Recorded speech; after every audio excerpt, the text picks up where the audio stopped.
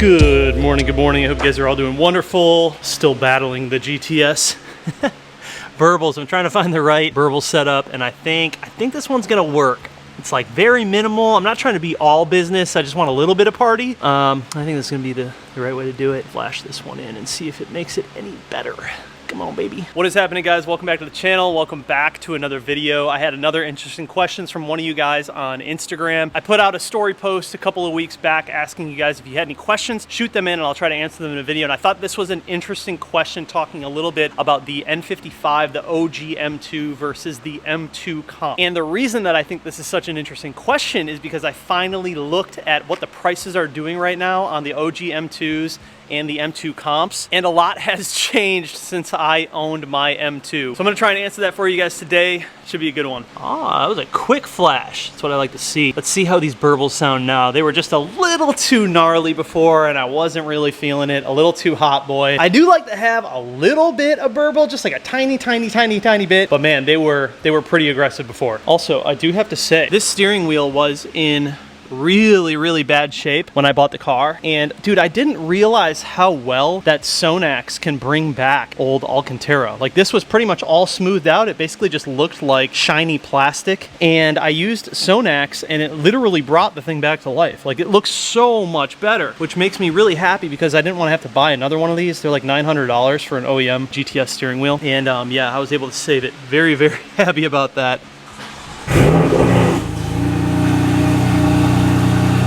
But yeah, I thought this was an interesting question because honestly, like, the market has changed so much since I owned my N55 M2. So the question was, is the OG M2 still a decent value based on what it is priced at versus the M2 competition? Is that price bump between an OG M2 to an S55 M2 worth it? Or does it make more sense to just stick with the OG M2? And that's what I'm trying to answer for you guys today. I think this is gonna be a good one. Man, I'll tell you guys this, I do not take for granted being able to own a unique and individual car like the M4 GTS. I mean, every time I get into this thing, dude, I'm just in shock. I'm just taken back by it. It's just such a cool car. Obviously, this car performs really well, but it just has this uniqueness to it that makes it feel so special. And yeah, every time I get in it, man, I'm just reminded, I'm so grateful to own this thing. It's just such a sweet car.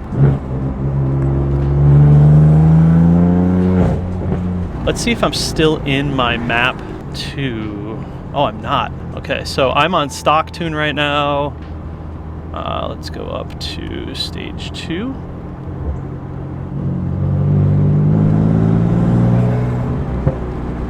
Okay, cool. Yeah, so there's hardly anything there. There's one little blip, but it's really not that loud, which is kind of perfect for me, honestly. So I've got some pretty cool plans for this car. First and foremost, I'm trying to find... Yeah, dude. Oh, dude, it's perfect.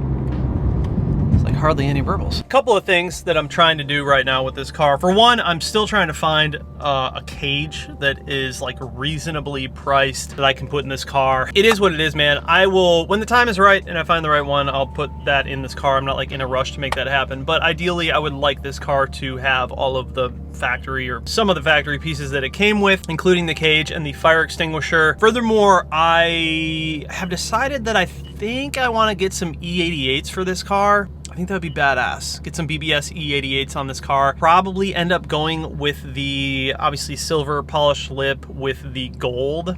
I think that would be just a freaking mental setup on this car. Some of you guys might know Slicer. He's like the go-to guy for BBS wheels. And Slicer sources a lot of BBS wheels for people, a lot of BMW guys. He kind of like knows all the specs to go with. Obviously, this car has the CCBs on it, and with the carbon ceramic brakes, you need to special order the BBS wheels to fit over the carbon ceramic brakes. Now, a lot of guys who have this car, the GTS, they actually end up removing the CCBs on it, and they end up going with a brake setup like APR or just a normal BBK that you can fit, you know, 18-inch wheels over, stuff like that, or even just like a normal F8X brake setup. It is an option. I don't know if I want to do it. That's like really what a lot of the track guys do, is as they go that route. So I haven't decided yet. There are some things that I want to change on it, some things that I want to improve on it, and eventually I would like to just have the balls to track it. I think the one thing that is kind of holding me back from tracking it are the carbon ceramics. As great as they are, you start tracking on those and you burn them up and they're just extremely expensive to replace. So I almost would rather just get rid of the CCBs and put on like a nice BBK, some kind of other BBK that I can just interchange the rotors and pads whenever I need to.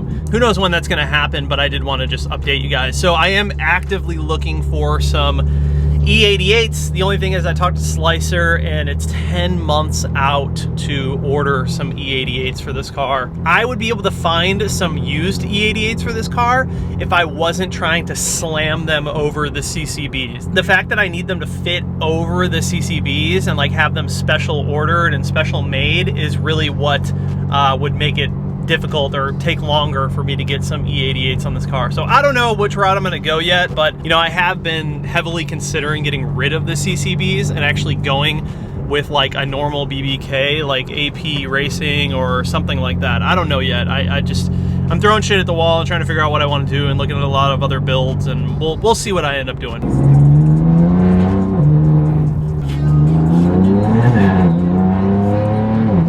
Gotta keep this quick. Got some car parts coming that I gotta sign for today. I'm trying to stick around the house, but yeesh, bruh. This thing's mental, bro. This thing's so crazy. God, I love this car so much. Just picture it though with some gold and polished E88s. Oof, I think that would just be so good. So good on this car. All right, so let's talk more about the M2. The question was, is it still worth buying the OG M2 over the S55 M2, taking into consideration that price gap between the two? So I looked this morning on AutoTrader, and the first N55 M2 that came up was $34,000 and had 100,000 miles on it. Now, I'm not going to say that someone's actually going to pay that, but I kept scrolling down and the trend was most of these cars were all in the 30,000, mid-30 range area with like 50, 60,000 miles on them. Now, you have to keep in mind you are getting an M2, so you are getting the suspension, the looks, the handling, a lot of the great things that the M2 has, you are still getting that. However, what you are not getting is the S55 power plant, so you have to keep that in mind. The real question that comes about is how much is that S55 power plant worth to you?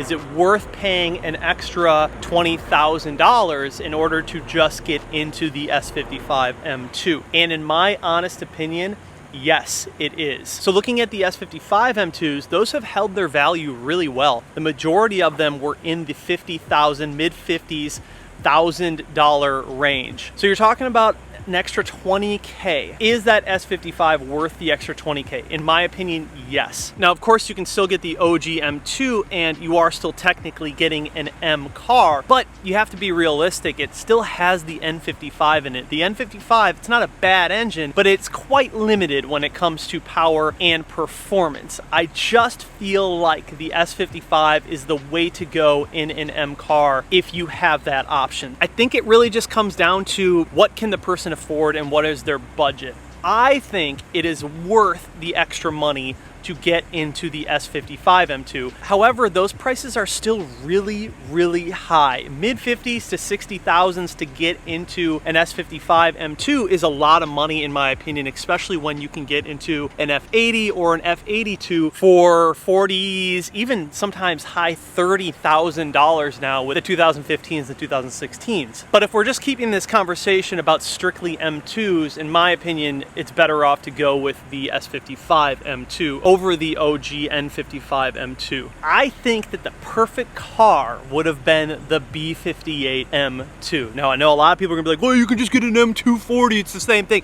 It's not the same thing. You can try and convince yourself that the M240, M235 body is comparable to an M2, but it's not. It's not the same width, it's not the same handling, it's not the same feel, it's not the same looks. I personally do not like the way, in just my opinion, I don't like the way that the M240s and M235s, I don't like the way that that body body looks. If it came down to it, I would take the F3X body over that. But the perfect car would have been the B58 in the M2 for the OG M2 version. Now, when it comes to the newer M2, the G87, they're just going straight to the S58 in that car. I think the first version is going to be the rear-wheel drive, and then the all-wheel drive version will come out later, because that's sort of what they did with the new G80s. But realistically, the better OG M2 option would have been the B58 in the M2. That would have been a hell of a car, and I could actually warrant a $35,000 price tag for that car. So looking at the prices that I saw this morning, being that the OG M2 is around mid-30s, $35,000, and it's going to have pretty high mileage, that is a completely different story than when I bought my M2. So when I bought my M2, it was in the mid-$30,000 range, and it had 30,000 miles on it. The prices that I'm seeing on the OG M2s now, it's so much higher. To have a low mileage OG M2, it's like 40-some thousand dollars, close to $50,000. And depending on how hard you look and how lucky you get, you could probably find an S55